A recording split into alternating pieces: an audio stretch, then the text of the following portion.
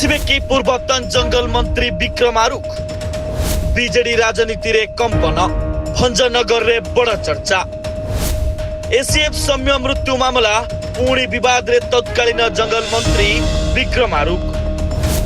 विक्रम को भूमिका को नहीं प्रश्न उठाइले सौम्य बापा अभिराम महापात्र।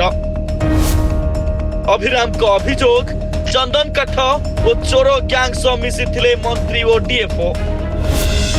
विरोध करिबारु मो पुओ को मारिदेले। बहु विद्या भारती और रोसेया मनमोहन कुंभ को भी गिरफ्त दाबी। विक्रम आरुख को विरोध रे कड़ा एक्शन नेबा को दाबी कले सौम्य बापा। सेपड़े जामिन खारज परे जेल रे डीएफओ संग्राम केसरी बेहरा। केबे गिरफ हेबे अन्य माने? चोरा चालान काठ को धरे किंतु डीएफओ तांकर जंगल माफिया जंगल विभाग पूर्वतन मंत्री एमाने संपृक्त काठ चोरा चालान करती। बहुचर्चित एसीएफ सौम्यरंजन महापात्र मृत्यु मामला को नहीं बढ़ुची अड़ुआ। नवीन सरकार समय पावरफुल मिनिस्टर थिबा जंगल मंत्री विक्रम केसरी आरुख को पाई सृष्टि होइछि बड़ा विपद। आउ निज पुओ को मारिदेबा घटना विक्रम आरुख को विरोध रे कड़ा एक्शन नेबा को दाबी करिसंती सौम्यंक बापा अभिराम महापात्र। सामाजिक सम्मेलन करी अभिराम सरकार को निवेदन करिसंती आउ निजर बहु विद्या भारती एवं रोसेया मनमोहन कुंभ को भी तुरंत गिरफ्त करबा को निवेदन करिसंती। अभिराम पुणी थे अभियोग करी कहते चंदन काठ चोरी को विरोध करिबारु मो पुओ को मारी दिया जायछि। तत्कालीन जंगल मंत्री डीएफओ और चंदन काठ माफिया गैंग करथिले मृत्युर षडयंत्र। मेडिकल रे चिकित्सा करिथिबा डाक्टर और पोस्टमार्टम करिथिबा डाक्टर को तदंत परिसरभुक्त करा जाऊ। सरकार को गुहारी करी कहचंती मामलार सानी तदंत हेउ। दाबी अच्छी आमर बजार जो स्त्री विद्या भारती और कुंभ से दुई जन अरेस्ट होती आमर अरेस्ट करा जाऊ।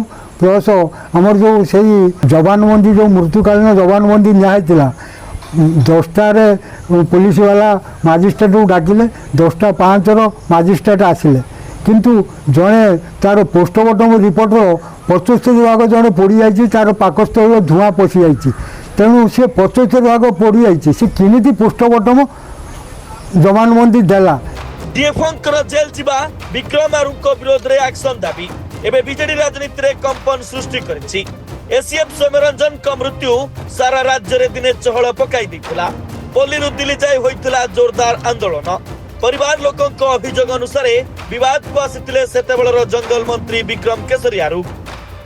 विक्रम को भूमिका को नहीं परिवार लोकों अभियोग परे राजनीति रे होइथिला तुम्भी तोफान। विरोधी को मुख्य प्रसंग करथिले हेले आईन ता बाटरे जीवा कथा कहउथवा तत्कालीन नवीन सरकार विवाद को आसिथिले। आ सौम्यंक बापा मां को न्याय देबा परिवर्ते केलेंकारिया ऑफिसर डीएफओ संग्राम केसरी बेहरा और सेतेबेलर मंत्री विक्रम केसरी आरुख को पछरे पाचेरी भली छिड़ा होइथिले नवीन और तांको दल। सारा राज्य रे प्रतिवाद सत्ते नवीन तांको मंत्री को देइथिले सुरक्षा। आउ एबे तत्कालीन मंत्री को विरोध रे एक्शन नेबा को दाबी करिसंती सौम्यंक परिवार लोके। पुओ को हत्या कले सी जो चंदन काठ हेटी चोरा चालान होता सेतबेले मो पुओ ताको धरथिला सरकार ताको नियुक्ति देथिले से चोरा चालान काठ को धरे किंतु डीएफओ तांकर जंगल माफिया जंगल विभाग पूर्वतन मंत्री एमाने संपृक्त काठ चोरा चालान करती। सेपटे सौम्यंक मृत्यु पर पाखे पाखे रही सबु प्रमाण को लिपा पोछा कर अभियोग डीएफओ संग्राम केसरी बेहरा नारे आसीथिला। केवल सेतिकी नुहे डीएफओ नारे संगीन अभियोग आनिथिले सौम्यंक मां और बापा। दीर्घ दिन धरी आईन जालरू मुकुलिबा को प्रयास करी विफल हेबा परे सोमवार पारला खेमुंडी एसडीजेएम को अदालत रे निज वकीलंक जरिया आत्मसमर्पण करिसंती डीएफओ। आत्मसमर्पण करबा सह जामिन आवेदन करथिले डीएफओ किंतु जामिन आवेदन को एसडीजेएम कोर्ट खारज करिसंती। जामिन नामंजूर करबा परे तांकु पारला खेमुंडी जेल हाजत को पठाई दिया जायछि। तेबे मामला रे थिबा अन्य माननकु तुरंत गिरफ्त करबा को दाबी होइछि।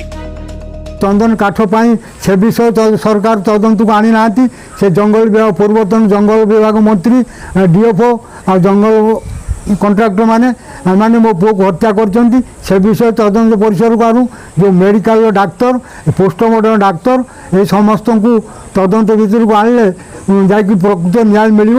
ତେଣୁ ମୁଁ ସରକାର ଆଉ ମିଡ଼ିଆ ଥ୍ରୋରେ ସରକାରଙ୍କୁ ନିବେଦନ କରୁଛି ମୋତେ ସରକାର ନ୍ୟାୟ ଦିଅନ୍ତୁ।